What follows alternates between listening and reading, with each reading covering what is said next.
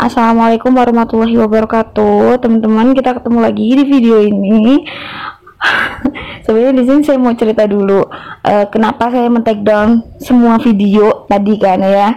Karena dari beberapa hari yang lalu memang banyak yang WA saya tentang rasa keberatannya untuk kenapa sih saya share FR gitu loh. Terus saya jawab aja karena bukan saya aja yang share FR dan tujuan saya juga ingin belajar bersama gitu kan. Dan puncaknya ternyata di hari ini ada seseorang, beliau itu sopan banget, saya menghargai banget ya. Beliau itu bilang ke saya kalau yang ada di dalam video saya itu adalah FR yang dia sebar, tapi dia itu menyebarnya di menyebarnya di grup tertutup. Dia juga heran kenapa FR itu bisa tersebar sampai ke saya. Jadi dia minta dan berberat hati kalau FR-nya disebar, minta saya untuk cut video itu. Tapi cutnya kan dari awal sampai akhir, ya udah akhirnya saya take down aja tuh satu video itu gitu loh. Dia sopan banget, saya appreciate kalau seperti itu. Saya langsung take down video itu, saya minta maaf. Nah 10 menit kemudian atau sekitar berapa menit kemudian langsung WA saya dipenuhi dengan hujatan, mungkin ya, lebih cenderung ke hujatan kalau hari ini. Sampai saya dibilang kalau saya zolim, saya itu zolim kepada orang-orang yang tes awal. Demi Allah teman-teman, di sini saya benar-benar gak ada niatan menzolimi siapapun, gak ada niatan untuk merugikan siapapun. Di sini tuh saya cuma pengen sharing, bener-bener pengen sharing. Saya tuh di sini nggak menggurui kalian, tapi saya mau sharing. Bahkan saya dapat materi banyak loh dari komen-komen kalian juga. Misalnya pembahasan saya salah, kalian jawab nih seharusnya ini, nih seharusnya ini. Saya tuh bener-bener seneng malah kayak gini, dan nggak ada niatan saya zolim, saya dibilang zolim seperti itu. Dan udah, itu yang bener-bener membuat saya galau. Langsung saya take down semua videonya, dan saya membuat klarifikasi kalau saya men-take down video. Dan ternyata di komen klarifikasi itu banyak banget dukungan dari teman-teman yang saya pun belum kenal teman-teman itu siapa, tapi benar-benar mendukung saya. Jadi bismillah, saya upload lagi ya teman-teman, tapi saya nggak akan pakai FR, saya pakainya prediksi latihan soal. Terserah deh komennya mau gimana. Kalau dibilang saya alay ya nggak apa-apa, karena pertama kali loh saya bener-bener diserbu orang yang nggak kenal dan bilang seperti itu. Oke lah, langsung saja ya, kita lupakan yang lalu, biarlah berlalu. Sekarang kita tetap semangat berjuang untuk mendapatkan NIP. Lanjut, hari ini kita akan bahas materi dulu, penilaian oleh pendidik dan satuan pendidikan. Ada lagi nanti hari ini. Yang pertama, penilaian itu ada 4 ya. Di sini penilaian harian yang biasanya dilakukan setelah KD selesai. Tapi penilaian harian ini juga bisa, misalnya KD 1 selesai, KD 2 selesai, baru ada penilaian harian, boleh, terserah. Tapi intinya penilaian harian itu biasanya menilai per KD. Berikutnya ada yang namanya PTS, penilaian tengah semester. Kapan sih PTS itu dilaksanakan? PTS itu dilaksanakan minggu ke-8 atau minggu ke-9 dalam satu semester. Nah, PAS, penilaian akhir semester, itu adalah penilaian akhir di semester gasal. Kalau di semester genap namanya PAT, penilaian akhir tahun. Ini sekilas tentang beberapa penilaian. Berikutnya adalah kriteria ketuntasan minimal atau KKM. Sekarang KKM itu disebut dengan KBM atau ketuntasan belajar minimal. Jadi kalau dalam pembelajaran KBM itu ada 2, bisa kegiatan belajar mengajar atau ketuntasan belajar minimal. Gimana sih cara menentukannya? Yang pertama adalah penentuan pakai karakteristik peserta didik. Jadi setiap sekolah akan memiliki KBM atau KKM yang berbeda-beda tergantung karakteristik peserta didiknya sendiri. Jadi income-nya itu peserta didiknya gimana siswanya? Apakah pinter-pinter? Kalau pinter-pinter ya berarti nanti di karakteristik peserta didiknya tinggi gitu. Berikutnya karakteristik mata pelajaran, kompleksitas materinya. Contohnya mungkin materi bahasa Inggris, kalau cuma yang greeting, oke lah ini ringan nih kompleksitasnya. Berarti apa ya namanya, kesulitannya rendah. Semakin rendah kesulitan materi akan semakin tinggi nilainya, nilai di karakteristik mata pelajarannya. Nah, berikutnya yang terakhir adalah kondisi satuan pendidikan, daya dukungnya lebih cenderung ke sarprasnya. Kalau memang ada LCD, ada apa, oh berarti sarprasnya mendukung nih, nilainya tinggi untuk sarpras. Nah, nanti intervalnya seperti ini. Bisa dilihat ya, kalau misalnya materi itu semakin susah, berarti nilainya malah semakin rendah. Kompleksitasnya tinggi berarti nilainya rendah, tapi kalau materinya itu gampang berarti kompleksitasnya rendah, berarti nilainya semakin tinggi. Tapi kalau untuk intake dan daya dukung itu sama, semakin tinggi daya dukung ya berarti semakin tinggi nilainya, semakin rendah daya dukung semakin rendah nilainya. Nah, caranya gimana? Kita analisis dulu KKM tiap KD dengan cara dijumlah ketiga ini lalu dibagi 3, nanti ketemu KKM tiap KD. Nah, KKM tiap KD itu ditambahkan dari semua KD per 1 semester baru dibagi dengan jumlah KD yang ada. Nanti akan ketemu namanya KBM atau KKM Mapel itu sendiri. Jadi gitu caranya. Nah, kalau sudah ketemu nih batas KKM-nya adalah 75. Bagaimana cara menentukan interval nilainya?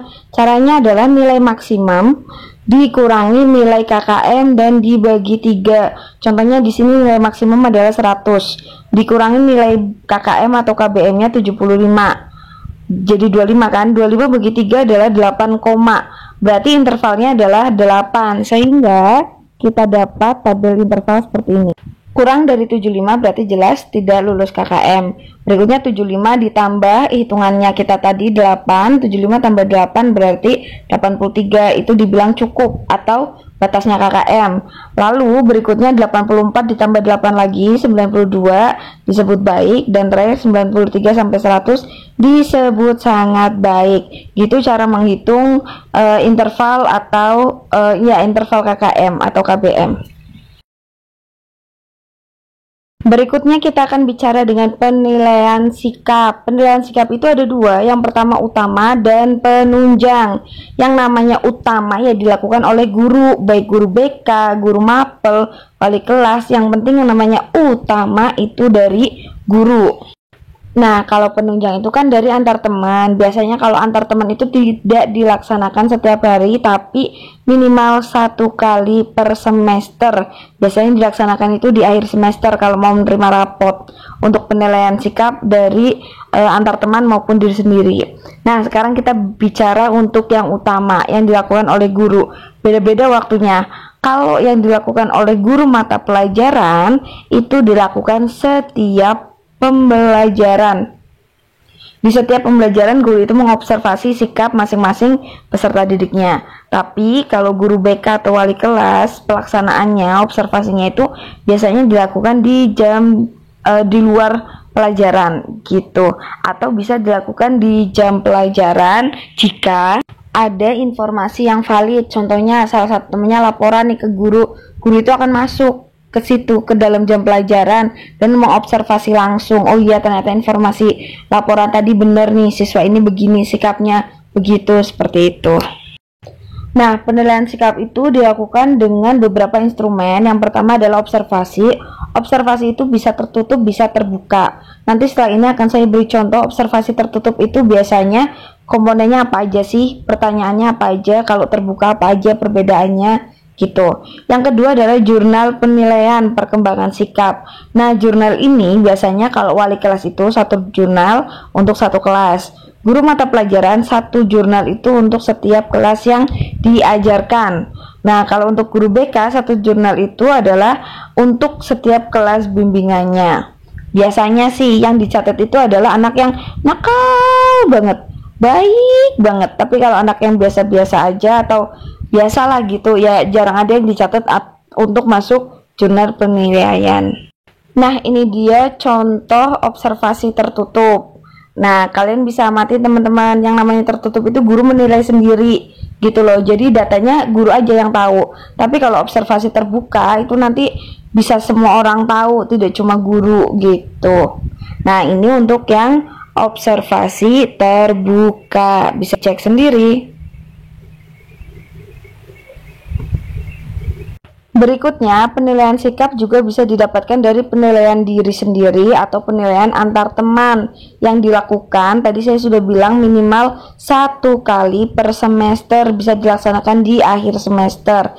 Nah, ini contoh komponen atau bentuk penilaian diri dan penilaian antar teman.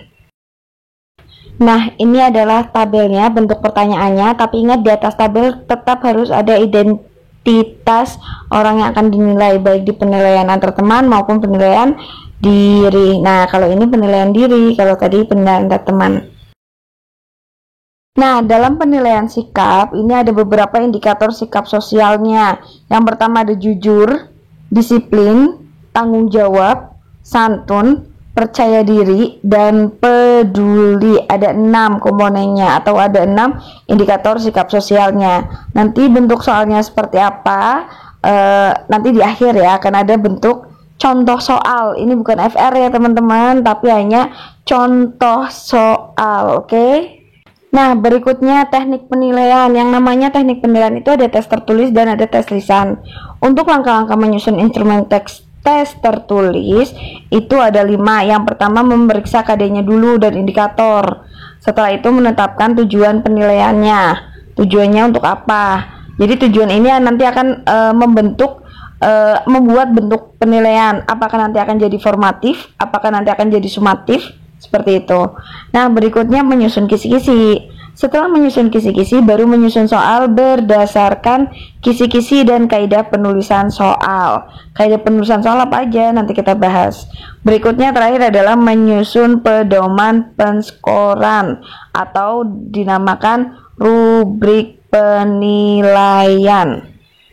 Nah, berikut ini adalah kriteria kenaikan kelas. Nah, ini yang saya bilang mau diralat. Ternyata modul yang saya dapat itu belum revisian dari kurikulum 13. Nah, kalau revisiannya, yang pertama menyelesaikan seluruh program pembelajaran dalam 2 semester. Ya, berikutnya deskripsi sikap baik, sama ya. Berikutnya ada nilai ekstrakurikuler pendidikan kepramukaan minimal baik. Jadi kalau pramukanya nilainya C, ya nggak naik. Ternyata ada loh revisiannya itu yang berkaitan dengan kepramukaan. Berikutnya ini yang saya ralat, tidak lebih dari 2 mata pelajaran yang belum tuntas, dan kriteria lain yang dipandang perlu oleh satuan pendidikan atau persekolah masing-masing gitu. Nah, kalau ini adalah kriteria kelulusan. Lulus dan naik kelas itu beda ya. Kalau kelulusan, yang pertama menyelesaikan seluruh program, ya jelas.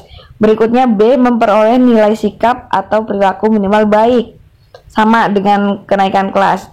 C, lulus ujian satuan pendidikan atau lulus ujian sekolah. Berikutnya mengikuti ujian nasional, dan kriteria lainnya akan berbeda-beda di tiap sekolah. Nanti di terakhir ada soal ya tentang kriteria kelulusan dan kriteria kenaikan kelas.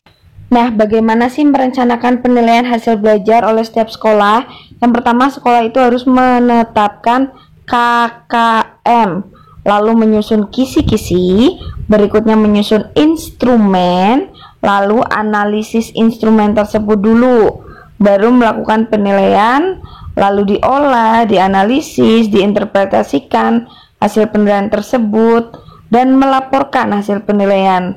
Terakhir adalah memanfaatkan hasil penilaian. Diingat-ingat urutannya ya. Itu dia tadi materi kali ini. Next video akan ada latihan soal, bukan FR ya. Thank you. Wassalamualaikum warahmatullahi wabarakatuh. Ditunggu nanti malam ya soalnya.